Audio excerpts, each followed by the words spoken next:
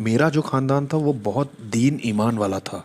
और जो मेरी माँ थी वो एक मुस्लिम मिशनरी की बेटी थी। लोग उनको दाई बुलाते थे, आज भी बुलाते हैं। दाई वो होती हैं जो इस्लाम दूसरों के साथ बांटने में ज़िंदगी लगाती हैं। मेरे जो दादाजी थे उन्होंने अपनी ज़िंदगी इंडोनेशिया के जंगल में लोगों को इस्लाम बांटने में लगा दी, ताकि लोग मोहम्मद, इस्लाम, कुरान और अल्लाह खुदा को कबूल करें। तो मेरी माँ भी एक डिवोट मुस्लिम मिशनरी की बेटी होने की वजह से, तो वो भी जब यूनाइटेड स्टेट्स में आई तो उन्होंने भी कोशिश की एक ऐसा परिवार बनाने की जो बहुत धार्मिक हो। वैसे ये भी बता दूं कि मेरी जो दादी थी वो भी एक मुस्लिम मिशनरी थी युगांडा में, जहाँ पे उनके भी जो वालिद थे वो एक फिजिशियन भी थे और एक मुस्लिम प्रीचर भी थे। कुछ इस तरह के लोग जिन्होंने इस्लाम प्रीच करने में अपनी ज़िंदगी लगा दी हो, और मेरी माँ की तरफ से ऐसी विरासत मुझे मिली है जो कि बहुत बहुत दीनदार थे। मेरे वालिद 70 के दशक में पाकिस्तान से आए थे जिस दिन एल्विस मरा था। सोचिए उन्हें अमेरिका के बारे में कितनी नॉलेज होगी। जब उन्होंने लैंड किया तो उन्होंने न्यूज़पेपर देखा कि यहाँ का राजा मर गया। He says, I could have. उन्होंने कहा, कसम से मुझे लगता था कि यहाँ तो डेमोक्रेसी होगी, लगता है मुझे फिर से समझने की ज़रूरत है। सोचिए वो कुछ इस तरह के थे। वो बहुत ही सीधे थे और अपनी तहजीब से बहुत मोहब्बत करते थे और अपने ख़ानदान से भी। तो जब मैं पैदा हुआ तो मेरी माँ ने ही मुझे बताया कि कैसे एक डिवोट मुस्लिम लाइफ जीते हैं, जो कि हम कौन हैं इसका बड़ा ही अहम हिस्सा था। और इसका असर ये हुआ कि मुझे बहुत छोटी उम्र में ही कुरान के कुछ हिस्से बताए गए। जब मैं महज 7 साल का था मैंने अरबिक भाषा में कुरान के आखिरी के 7 चैप्टर से याद कर लिए थे। और ये कोई एबनॉर्मल बात नहीं है, ये तो आपको करना ही होता है। जब आप अपनी रोज़ की दुआएं करते हैं, जो कि ईमानदार मुस्लिम्स करते ही हैं, तो आपको कुरान के कुछ हिस्से दोहराने ही होते हैं। मेरे जो वालिद थे वो हम सबको दुआओं में ले चलते, तो हम सुनते थे उनके मुंह से। अगर आप उन्हें रोज़ सुनते रहे तो वो आपको धीरे धीरे याद हो ही जाएंगे। तो मुसलमान होने के नाते मैंने ऐसा किया और 5 साल की उम्र में मैंने पढ़कर ख़त्म कर दी पूरी कुरान। एक ईमान वाले मुसलमान होने का यही मतलब है कि आप ज़्यादा से ज़्यादा स्क्रिप्चर्स याद करें और हर चीज़ में खुदा को याद करें। मैं बस आपको एक आइडिया दे रहा हूँ कि बचपन में कैसा लगता है। यहाँ यूनाइटेड स्टेट्स में मेरी माँ ने मुझे सिखाया कि नबील, तुम्हें मोहम्मद के ट्रेडिशंस को मानना ही होगा। आइए ये बताता हूँ ये कैसा दिखता है। सबसे पहले जब आप सो के उठते हैं सुबह, अपना बिस्तर भी छोड़ने से पहले मुझे एक दुआ पढ़नी होती थी। Alhamdulillahilladhi ahyana ba'da ma amatana wa alayhi nushur. किसी को अन्य भाषा जैसा तो नहीं लग रहा है?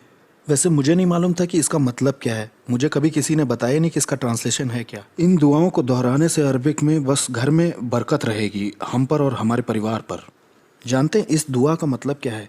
उसकी तारीफ हो जिसने मुझे ज़िंदगी दी, जिसके कारण मैं मरूंगा और जो मुझे दोबारा ज़िंदा करेगा। तो ये एक दुआ है जिसमें हम खुदा का शुक्रिया अदा करते हैं कि वो हमें रिजरेक्शन भी दिखाएगा।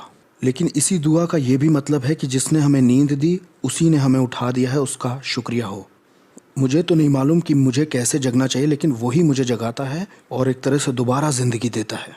कुछ इस तरह का माइंडसेट एक मुसलमान का होता है, हर चीज़ में अल्लाह को याद करना और बिस्तर छोड़ने से पहले भी। और जब मैं बिस्तर से उतरूंगा और बाथरूम की ओर चलूंगा तो मेरे मन में रिचुअल्स चलते रहेंगे, क्योंकि जब मैं दरवाजे को पार कर रहा होऊंगा तो मुझे अपने लेफ़्ट लेग को आगे रखना है, ना कि राइट वाले पैर को। और ये मैं इसलिए करता था क्योंकि मोहम्मद ने ऐसा बताया है कि तुम जब भी बाथरूम जाते हो तो लेफ़्ट पैर को आगे रखना, ना कि राइट को। और जब मैं सिंक तक पहुंचता हूं तो मैं अंदर ही अंदर दोहरा रहा हूं जब मैं वज़ू कर रहा हूं। और इसी वक्त मैं अपने आप को 5 दुआओं में से एक को करने के लिए अपने आप को तैयार कर रहा होता हूं और अरबी में चीज़ों को भी दोहरा रहा हूं। वैसे घर पे मेरा परिवार अरबी नहीं उर्दू बोलता है, जो कि पाकिस्तान की भाषा है। लेकिन क्योंकि मोहम्मद अरबी बोलते थे इसलिए हम सब ने अरबी में याद किया और इस तरह से हम दिखाते थे कि हम खुदा की इज्जत करते हैं छोटी छोटी बातों में। और इन बातों को दोहराते दोहराते मैं अपने दुआ की दरी तक, जो किचन के सामने होती थी, पहुंच जाता और दिन भर की 5 दुआओं में से पहली दुआ करता, फजर की दुआ। इस दुआ से पहले वाली एक दुआ थी वो बोलनी है, फिर उस दुआ के बाद वाली दुआ बोलनी है। इस तरह से बहुत सारी दुआ होती थी और पूरे दिन में यही हुआ करता था, घर छोड़ने से पहले बस दुआ ही बोलते रहना। और जब मैं पहली बार स्कूल गया तो मेरी माँ ने मुझे मेरी पहचान का एक दूसरा हिस्सा भी बताया। आधा हिस्सा तो ये था कि मैं एक ईमान वाला मुसलमान हूँ। मेरी माँ, जो कि पाकिस्तान से आई थी, वो वेस्ट को जानती थी कि वो एक क्रिश्चियन कंट्री है। जो भी लोग बाहरी देशों से वेस्ट में आते हैं वो अमेरिका को देखते हैं और कहते हैं ये है क्रिश्चियन देश। तो वो लोग जो कुछ देखते हैं टीवी पर या पब्लिक में या चारों ओर लोगों को करते हुए, वो उसको थोप देते हैं क्रिश्चियनिटी के ऊपर। तो जितनी भी अश्लीलता और अनैतिकता आप देखते हैं सड़कों पर, पिक्चरों में या बीच पर किस तरह से लोग कपड़े पहनते हैं। एक औसत दर्जे का मुसलमान जो बाहर से आया है वो इन सब का जिम्मेदार क्रिश्चियनिटी को मानता है। वो और किसको? तो मेरी माँ ने ही मुझे बताया कि नबील, तुम्हें तैयार होना होगा क्रिश्चियनिटी के खिलाफ। तुम्हें यह जानना होगा कि इस्लाम सच्चा क्यों है, और अगर कोई तुमसे कभी पूछता है तो तुम्हें तैयार रहना होगा कि तुम कारण भी बता सको कि क्यों इस्लाम का ईमान सच्चा है। और तुम्हें इतना लायक बनना होगा कि तुम चैलेंज कर सको और लोगों को दिखा सको कि क्यों क्रिश्चियनिटी झूठी है। इसलिए बहुत छोटी उम्र से ही मैंने उन किताबों को, चीज़ों को पढ़ना शुरू किया जिसमें मैं बाइबल की आयतों से लोगों को ये दिखा सकता था कि क्यों गॉस्पेल झूठा है। जब मैं स्कूल पहुंचा तो दोस्तों से मेरी बातें होती थी इस बारे में। मैं 11वीं क्लास की एक बात आपको बताता हूँ। ये तब हुआ जब मैं लैटिन भाषा की क्लासेस कर रहा था। मेरे आगे वाली सीट पे एक लड़की बैठा करती थी जिसको मैं थोड़ा पागल समझता था। हर वक्त उसके चेहरे पर अजीब सी शांति रहती थी, मन करता था थप्पड़ मार के जगाऊं। जब वो आपसे बात करेगी तो वो बड़े जोश और जुनून के साथ बात करेगी। हमें लग रहा था कि वो पागल है, लेकिन वो तो खुदा की अग्नि से जल रही थी। लेकिन अगर आपको इसका मतलब नहीं मालूम तो आप नहीं समझ पाएंगे। एक दिन वो मुड़ी और उसने मुझसे कहा, मैं तुमसे एक सवाल पूछूं नबील? मैंने कहा बिल्कुल पूछो। उसने पूछा, तुम जानते हो यीशु कौन है? और मैं तो तैयार था ही। मैं तो इस सवाल के जवाब को मानो लिखे बैठा था। मैंने कहा, बेत्सी, मैं जानता हूँ कि यीशु कौन है। उसने मुझे देखा। मैंने कहा कि कुरान मुझे बताती है कि यीशु कुंवारी से जन्मा था, और कुरान मुझे ये भी बताती है कि यीशु सबसे ज़्यादा चमत्कार करने वाले इंसानों में से था। कुरान मुझे ये भी बताती है कि यीशु ने कोढ़ियों को चंगा किया, अंधों को आंखें दी और मुर्दों को भी जिंदा किया। और कुरान ये भी बताती है कि यीशु ही वो मसीहा था। और मैं एक मुस्लिम हूँ, इसलिए जानता हूँ कि वो ही आखिरी में आएगा और अंत की शुरुआत करेगा। वो मुझे अपनी बड़ी बड़ी आंखों से देखने लगी क्योंकि मैंने थोड़ा ज़्यादा बोल दिया था। तो मैंने दोबारा शुरुआत की। मैंने कहा, बेत्सी, लेकिन मैं ये भी जानता हूँ कि यीशु खुदा नहीं है। उसने कहा, नबील नहीं, यही तो सबसे अहम बात है कि यीशु खुदा था। मैंने कहा, सच में? तुम्हें ऐसा लगता है? उसने कहा, हाँ। मैंने कहा, तुम्हारे ईमान में क्या ये मानना ज़रूरी है कि यीशु खुदा था? उसने कहा, हाँ। मैंने कहा, चलो ठीक है, मैं थोड़ी देर के लिए मान लेता हूँ कि चारों गॉस्पेल सही हैं। मैं जानता हूँ कि इंजील में गड़बड़ हो गई है और उस पर भरोसा नहीं किया जा सकता, लेकिन फिर भी मैं मान लेता हूँ कि गॉस्पेल सही हैं और उसमें जो कुछ लिखा है हमेशा से सही लिखा है। लेकिन गॉस्पेल में यीशु ने खुद कहाँ कहा है कि मैं खुदा हूँ? उसने थोड़ी देर सोचा। उसने कहा, इस बारे में क्या? कि उसने कहा, मैं और पिता एक ही हैं। मैंने कहा, इस बात का ये मतलब नहीं है कि वो कह रहा है कि मैं खुदा हूँ। मैंने कहा कि उसने बताया तो है कि वो क्या कहना चाह रहा है, कि मैं दुआ करता हूँ कि चेले उसी तरह से एक हों जैसे कि मैं और मेरा पिता एक हैं। तो उसका मतलब ये नहीं कि मैं और पिता एक जैसे हैं, ना वो ये कह रहा है कि मैं खुदा हूँ। वो तो आत्मा में एक होने की बात कर रहा है कि चेले भी आपस में आत्मा में एक रहें, जिस तरह से वो पिता के साथ आत्मा में एक है। मैंने कहा, बेत्सी, अगर तुम सचमुच जानना चाहती हो कि यीशु ने अपने लिए क्या कहा है तो मरकुस के इंजील में देखो। जब किसी ने उसे छुआ तो उसने कहा कि किसने मुझे छुआ? तुम बताओ, क्या खुदा नहीं जानता कि उसे किसने छुआ? और उस जगह पे देखो जहाँ उसने कहा कि तुम मुझे अच्छा क्यों बुलाते हो? कोई अच्छा नहीं, सिर्फ खुदा अच्छा है। वो खुदा कैसे हो सकता है जब वो खुद ही ऐसे सवाल पूछ रहा है?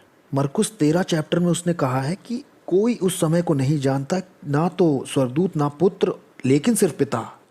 बेत्सी, देखो कितना क्लियर है कि उसने कहा, मुझे नहीं मालूम है कि अंत में क्या है, पिता को ही मालूम है अंत में क्या होगा। अब बताओ, वो कैसे कह सकता है कि वो खुदा है जब उसे अंत का नहीं मालूम, सिर्फ खुदा को ही मालूम है? लेकिन तुम तो यूहन्ना की इंजील से बोल रही थी ना। अगर तुम यूहन्ना ही की इंजील से जानना चाहती हो तो ये बताओ, इस बात का क्या मतलब है कि मेरा पिता मुझसे बड़ा है? और जब मैं उसे देख रहा था तो मैंने महसूस किया कि उसने इस तरह से कभी भी इन बाइबल की आयतों को नहीं देखा था।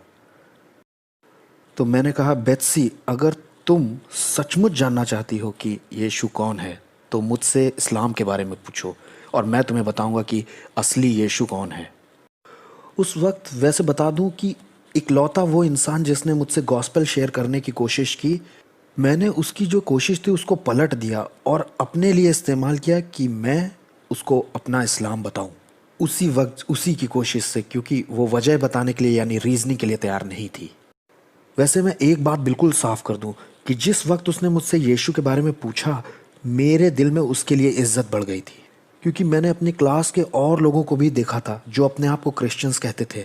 मुझे ये मालूम था कि इनका ये विश्वास है कि अगर मुझे जन्नत जाना है तो मुझे यीशु पर यकीन करना होगा, लेकिन उनमें से किसी ने कभी मुझसे पूछा ही नहीं।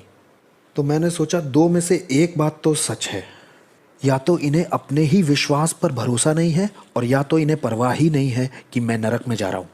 अगर आप अपने आप को मसीही कहते हैं और आप मुझसे नहीं पूछते कि यीशु कौन है, तो या तो आपको खुद ही विश्वास नहीं है और या तो आपको फर्क नहीं पड़ता कि मैं नर्क में हूँ। तो मेरे दिल में उसके लिए इज्जत तो बहुत बढ़ गई थी। वैसे क्रिश्चियंस को उलझाना बहुत आसान है। कुछ लोगों ने उन बातों के बारे में कुछ सोचा ही नहीं है। अगर उन्हें कोई झटका देना है तो बस इतना कहो, ट्रिनिटी क्या होती जरा समझाओ।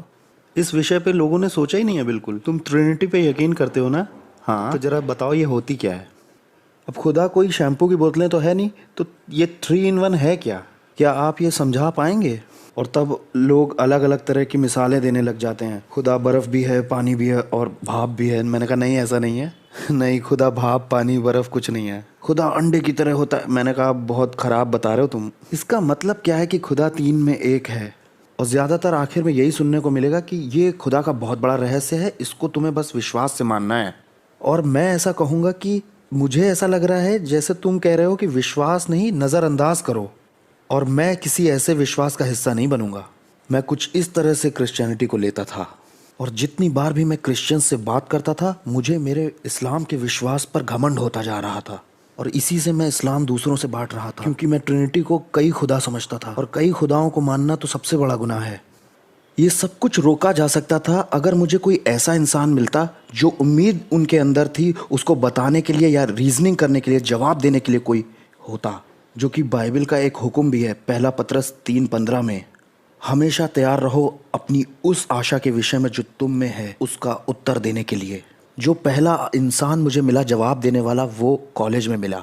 बहुत सारे लोगों का ईमान नस्तेनाबूद करने के बाद मैं जब कॉलेज में पहुंचा, अपने आप में बहुत कॉन्फिडेंट होके मैं एक दोस्त से मिला जिसके साथ मैंने आगे चलकर बहुत सारे डिबेट टूर्नामेंट्स भी किए। हम लोग एक ही कमरे को शेयर कर रहे थे, इसलिए एक दिन मैंने उसे रात में बाइबल पढ़ते हुए देखा। मैंने कहा अच्छा अब आएगा मज़ा, एक और क्रिश्चियन को गिराने का समय आ गया है। तो मैंने उस दोस्त डेविड को देखा। मैंने कहा डेविड, तुम्हें अंदाज़ा है जो किताब तुम पढ़ रहे हो वो अब इस लायक नहीं है, वो समय के साथ ख़राब हो चुकी है। वो बाइबल जो पढ़ रहा था उसने बंद कर दी। उसने कहा हाँ आगे बताओ। वैसे मुझे समझ जाना चाहिए था कि कुछ गड़बड़ है, लेकिन मैं बोलता चला गया। मैंने कहा डेविड, यीशु मसीह अरामी भाषा बोलते थे, है कि नहीं? पहले की जो कलीसियाएं थी पलिश्तीन में या इज़राइल में, जेरूशलेम में, वो इब्रानी भाषा बोलते थे, लेकिन जब नया नियम लिखा गया तो वो ग्रीक भाषा में लिखा गया। यीशु के बोले गए कलाम के अनुवाद का भी तुम अनुवाद पढ़ रहे हो। और फिर उसके बाद कलीसिया का जो लंबा इतिहास था उसमें ग्रीक भाषा में नहीं बल्कि लैटिन भाषा में अनुवाद किया गया। फिर ये लैटिन का ट्रांसलेशन 1000 साल तक चला जब तक जर्मन भाषा में नहीं आ गया। फिर जर्मन से ये इंग्लिश में आया और इसमें निकला KJV, एक वर्जन से एक वर्जन, एक ट्रांसलेशन, फिर दूसरा अनुवाद, फिर उसका अनुवाद। और इसीलिए तुम्हारे पास KJV, NSV, ISV, जाने कौन कौन से V हैं। और अब जो बाइबल के कई सारे वर्जन्स हो गए हैं तो तुम बता नहीं सकते कि कौन सा परमेश्वर का कलाम है। मेरी इन बातों से बहुत से क्रिश्चियंस हिल गए थे और मैं तैयार था कि ये भी मेरी बहस के आगे दब जाएगा।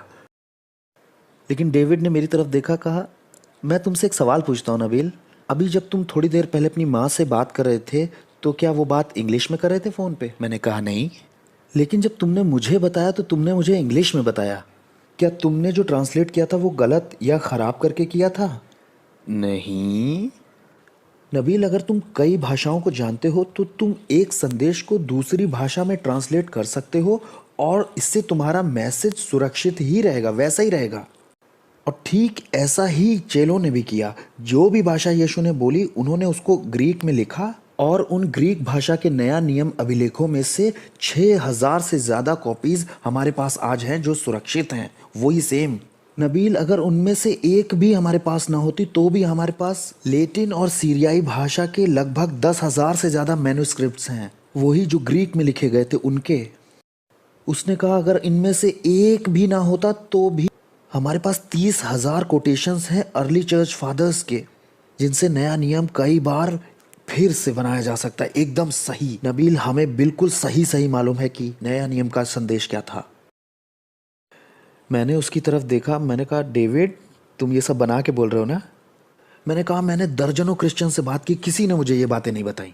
उसने कहा तुम्हें लग रहा है कि मैं बना के बोल रहा हूँ? मैंने कहा हाँ तुम बना के बोल रहे हो। चलो तुम असली बात निकाल के ले आओ, मैं तैयार हूँ।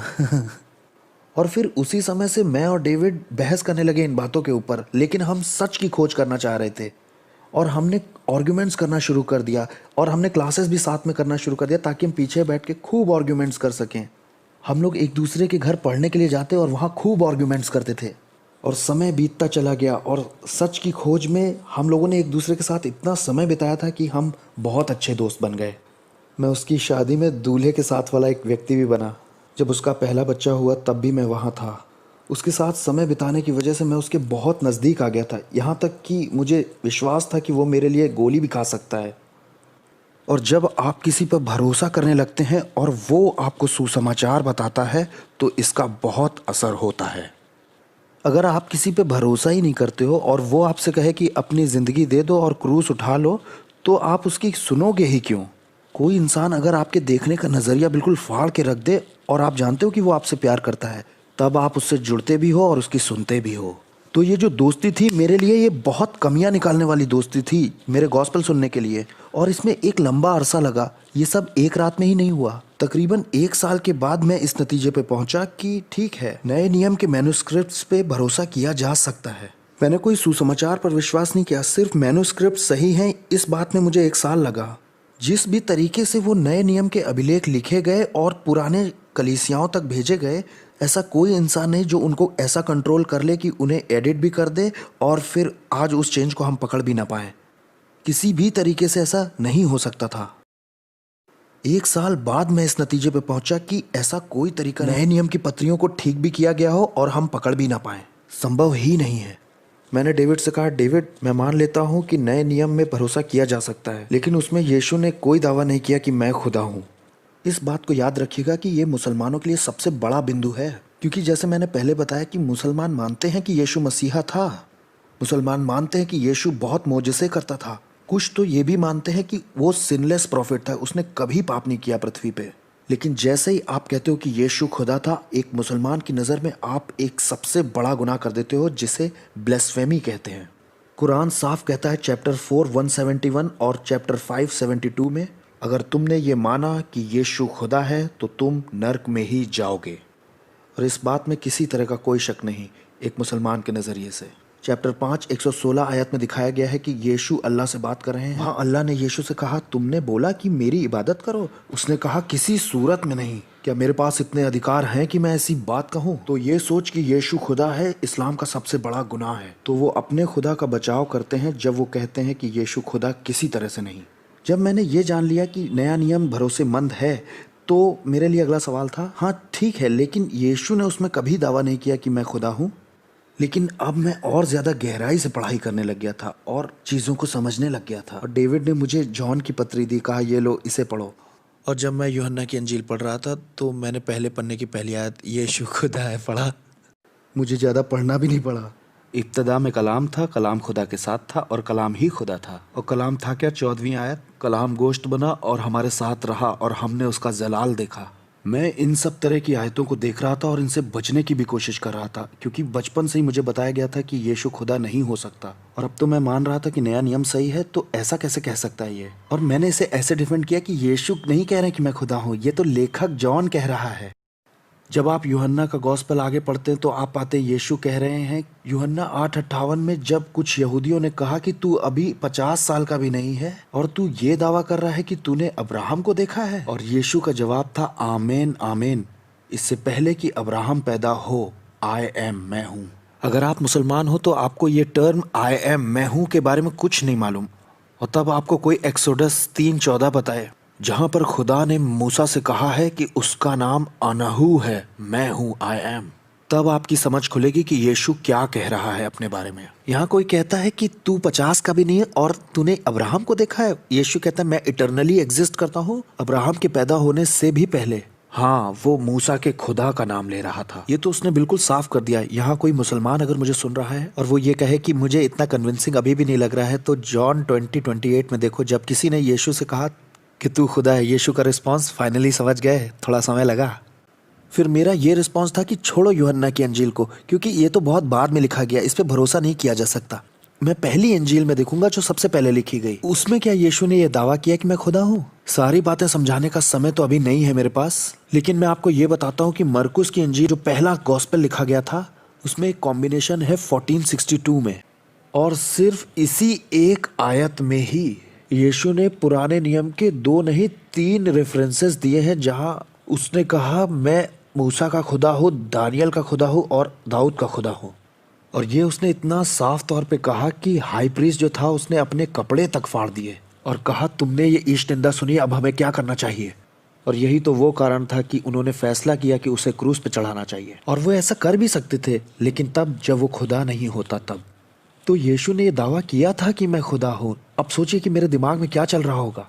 मैं एज अ मुस्लिम इस कंक्लूजन पे पहुंच गया कि नया नियम सही है, और इस न्यू टेस्टमेंट में यीशु दावा भी कर रहा है कि मैं खुदा हूँ। और ये बात ये बताती है कि आज तक मैंने जो कुछ भी इस्लाम के बारे में सीखा वो सब झूठ था।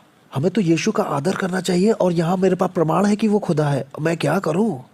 एक तरफ इस उथल पुथल से मैं परेशान होता जा रहा था और दूसरी तरफ मैं डेविड से आर्ग्यूमेंट्स करता ही जा रहा था, और मैं ये भी महसूस कर पा रहा था कि इस खोज से मेरे ज़िंदगी का हर पहलू बदल जाएगा।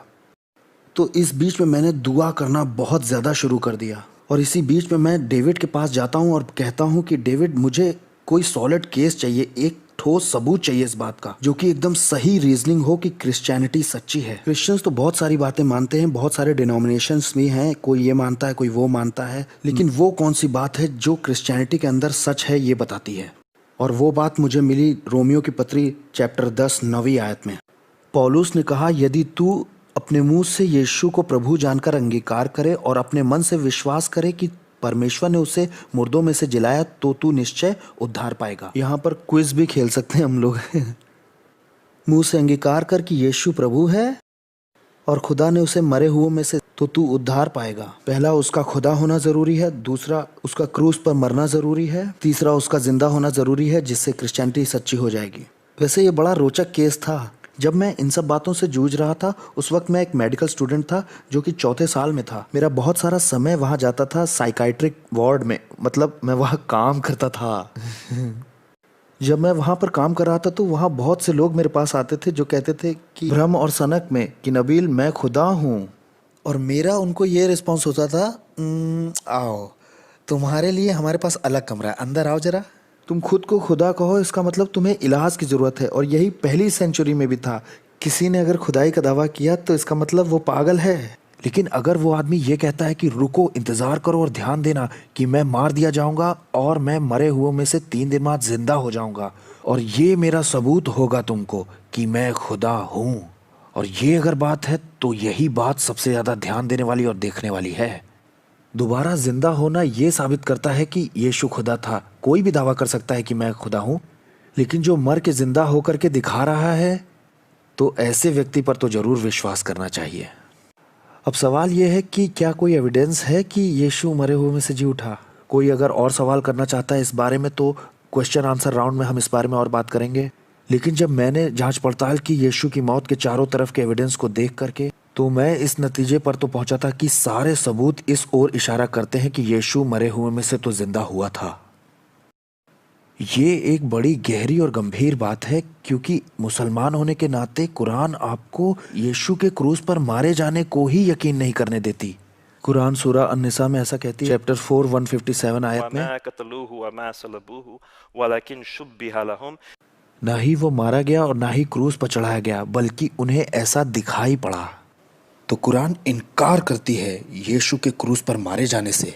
अगर आप यीशु के क्रूस पर मारे जाने के इतिहास को पढ़ते, मैं ये नहीं कह रहा हूँ कि क्रिश्चियंस ने यीशु के मारे जाने को पढ़ा है। एथियस्ट, स्केप्टिक्स और एग्नोस्टिक्स स्कॉलर्स ने भी, जैसे पॉल फेडरसन, मार्कस बॉर्ग और बार्क एरमन, ये लोग क्रिश्चियन नहीं थे, लेकिन फिर भी इन्होंने कहा कि एक बात तो यीशु के बारे में तय है कि वो मरा था, क्रूस पर चढ़ाकर पोंटियस पिलातुस के राज्य में। ऐतिहासिक तौर पर यीशु की मौत इकलौता ऐसा ठोस सबूत है जो उसकी ज़िंदगी के बारे में है, जो कुरान के सच का सामना करता है। और मुसलमान होने के नाते सबसे ज़्यादा मुझे इसी बात से लड़ना पड़ा। और भी प्रमाण थे जो उसके मरे हुओं में से जी उठने के बारे में बताते हैं। अगर आप पढ़ना चाहते हैं तो गैरी हैबरमस और माइकल लिकोना की किताब the case of the resurrection of Jesus को ज़रूर पढ़िए। तो मैं उस केस को देख रहा था जिसमें यीशु ने खुदाई का दावा किया और क्रिश्चियनिटी खड़ी हो गई। वैसे डेविड और मेरी दोस्ती को 3 साल लगे थे इस मोड़ तक आने के लिए। ये कोई एक रात में होने वाले सवाल जवाब नहीं थे। जब डेविड और मैं बड़ी मर्दानी जगह से लौट रहे We थे, were at a smoothie bar.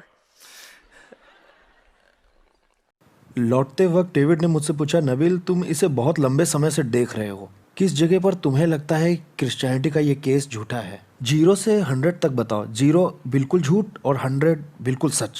तब बताओ क्रिश्चियनिटी का ये केस कहाँ है तुम्हारी नज़र में? मैंने कहा सारे क्राइटेरियाज को सोचने के बाद 99% यीशु क्रूस पर मारे गए थे। 90% श्योर हूँ कि उसने खुदाई का दावा किया। 90% कि वो मुर्दों में से जिया।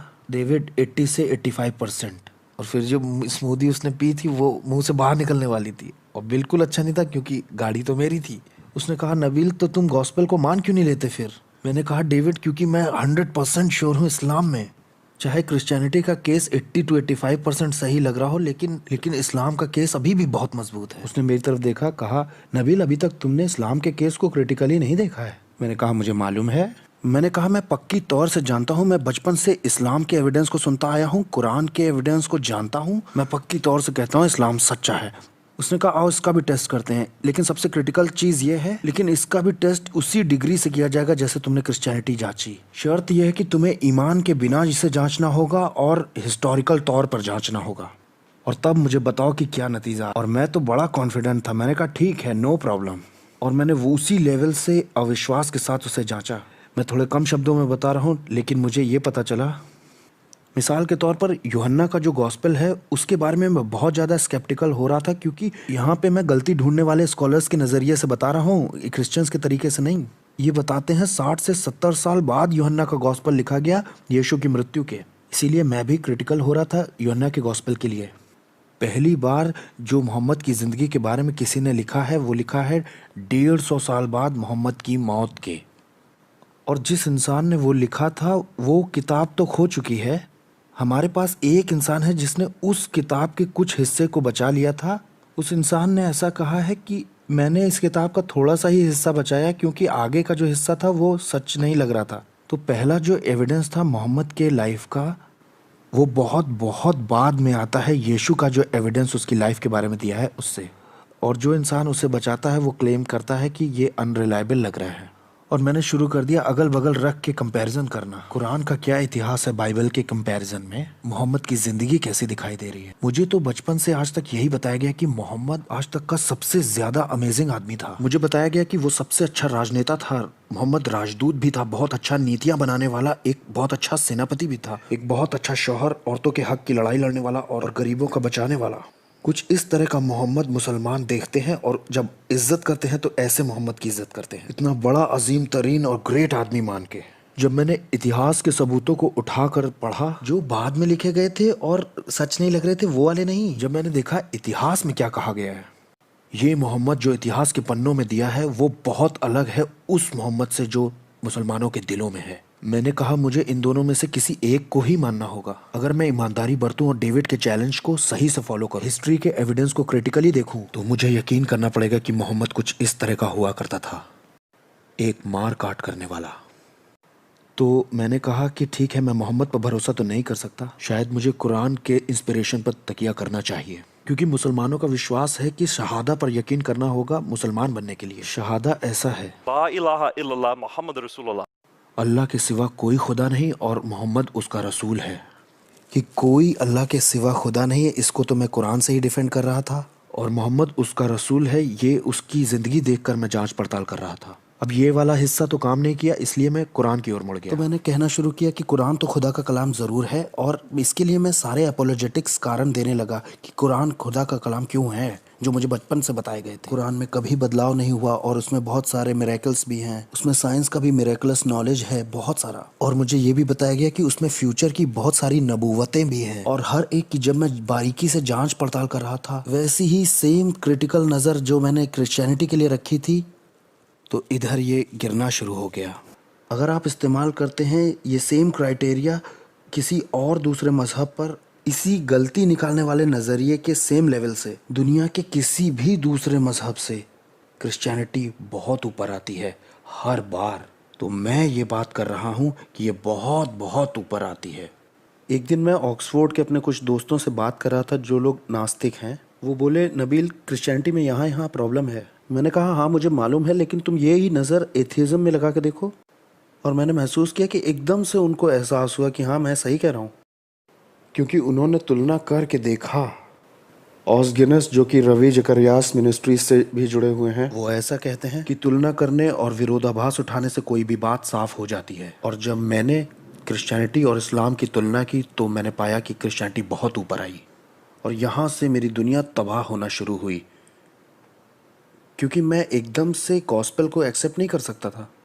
क्योंकि अगर मैं ऐसा करता हूँ तो मैं अपने परिवार को भयानक रूप से शर्मिंदा कर दूंगा, क्योंकि मुस्लिम परिवार ज़्यादातर इज्जत और शर्मिंदगी के बैकग्राउंड से ही आते हैं। मैं आपको एक तरह का आइडिया दे रहा हूँ।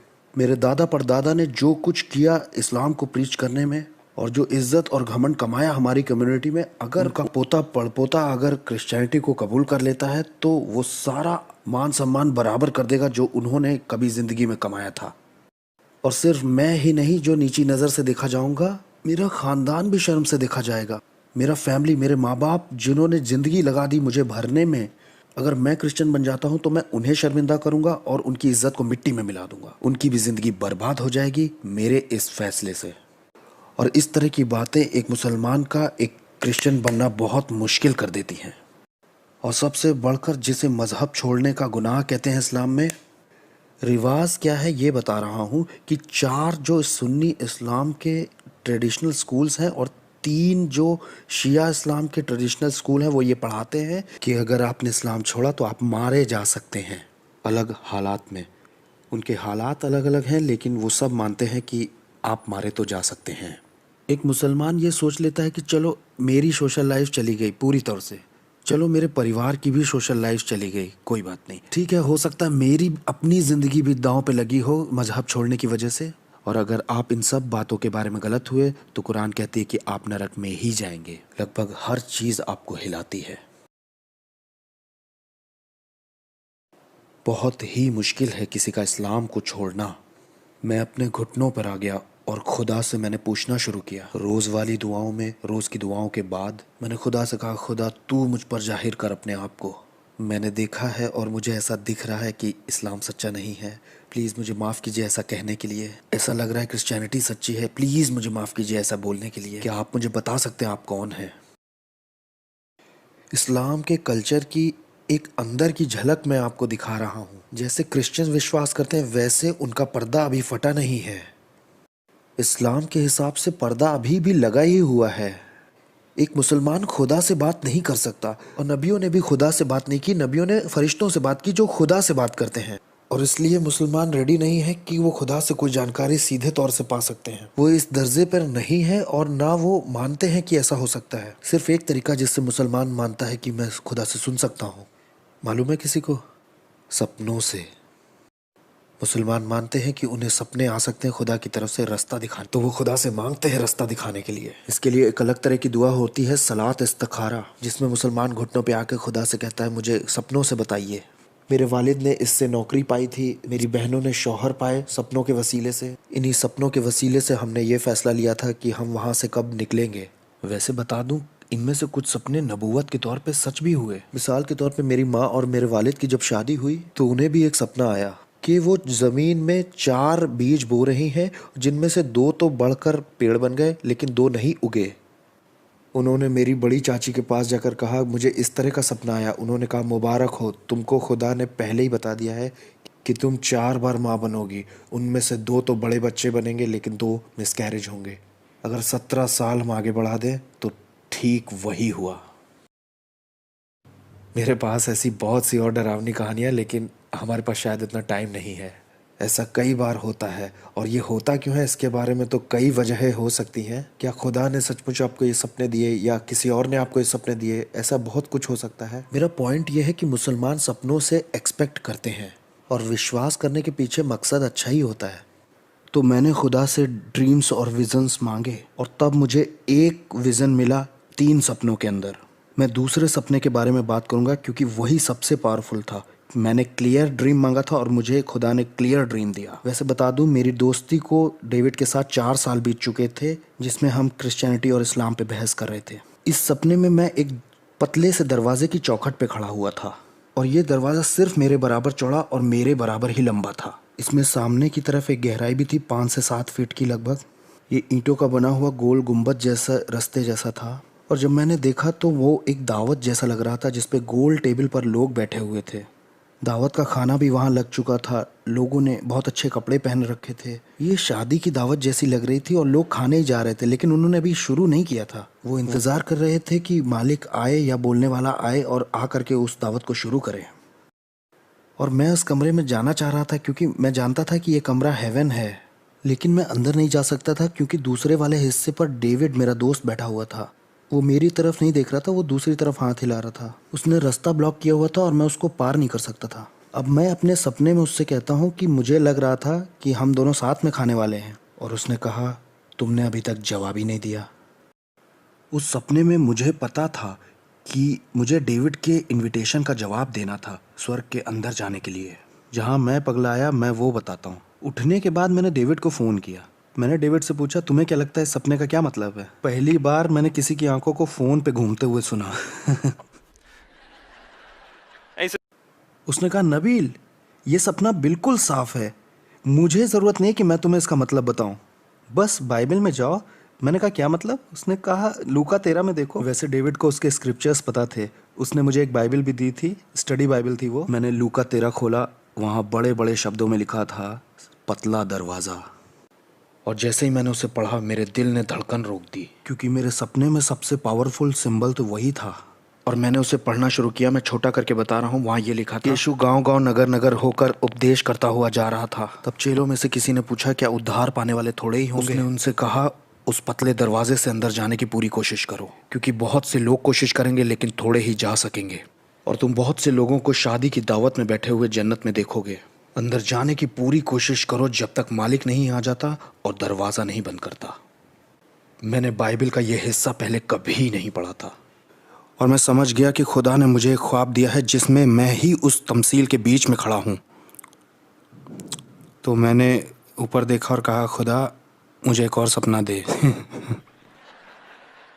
don't judge me, Christians. तो मैंने एक सपना मांगा और खुदा ने मुझे एक सपना और दिया। और जब वो गर्मियाँ ख़त्म हो रही थी तब मुझे याद है, ये मेरे मेडिकल स्कूल का तो दूसरा साल था। जब डेविड से मेरी पहली बार बात हुई तब मैं कॉलेज के पहले साल में था, और अब मेडिकल स्कूल की सेकेंड ईयर की शुरुआत में मुझे 3 ख्वाब खुदा की तरफ से आ चुके हैं। मेरे पास पक्के सबूत भी हैं, मुझे पर्सनल गाइडेंस भी मिल गया है। मैं अभी भी लेकिन बदला नहीं हूँ। जानते क्यों? गाड़ी चलाते हुए मेडिकल स्कूल जा रहा था तो मैंने खुदा से कहा खुदा मुझे मालूम है कि मुझे क्या करना चाहिए, लेकिन मुझे शोक करने के लिए समय चाहिए। वैसे मैं बहुत रो रहा था, पूरी तरह से टूट गया था। इस हालत में स्कूल नहीं जाना चाहिए। तो मैं अपने अपार्टमेंट में वापस आ गया। मैं नहीं जानता था उन दिनों में मैं क्या कर रहा हूँ, लेकिन मैंने कुरान और बाइबल बाहर निकाली। मैंने कहा खुदा मुझे थोड़ी राहत दे। मैंने कुरान पढ़ना शुरू किया और मैंने पहली बार उसे किसी पढ़ाई लिखाई के पर्पज़ से नहीं बल्कि पर्सनल गाइडेंस के लिए पढ़ना शुरू किया था। जब मैं राहत पाने के लिए देख रहा था उसे, तो मैंने महसूस किया कि कुरान में एक भी ऐसी आयत नहीं है जो एक जख्मी इंसान के दिल को राहत दे, एक भी नहीं।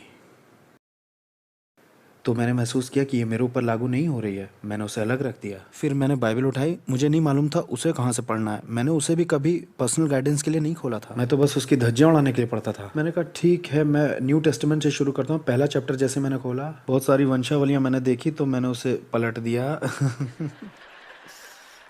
मैं मुसलमान था, मेरे पास बहाना है, आपका क्या है मुझे क्या पता। तो मैंने वंशावलियाँ पलट दी और ज़्यादा समय नहीं लगा, मैं मैथ्यू 5 तक पहुँच गया।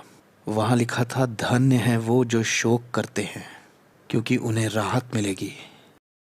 और जैसे ही मैंने उन शब्दों को पढ़ा मुझे लगा इससे कि पन्ने में से बिजली निकली और मेरे दिल में आके घुस गई हो। मुझे कुछ ऐसा ही लगा था। उसे पढ़कर मैंने सोचा कि यीशु ने ये मेरे लिए बोला है, इन लोगों को भूल जाओ, ये मेरे लिए यीशु ने 2000 साल पहले बोला है। ईमानदारी से कहूँ तो हर एक आयत जो मैं पढ़ रहा था ऐसा लग रहा था मुझसे बाइबल बात कर रही है। मैंने खुदा से पूछा मैं कैसे जानूं कि तू मेरी दुआ सुनता है। स्टडी बाइबल के फुटनोट पे लिखा था क्या आपको जानना है कि खुदा आपकी दुआ सुनता है कि नहीं, 1 जॉन 5 खोलिए। मैंने कहा बहुत बढ़िया। मैंने झटाक से पलट दिया। मैं उलट पलट के बाइबल पढ़ता ही जा रहा था और मैं आखिरी में मत्ती 10 तक पहुंचा।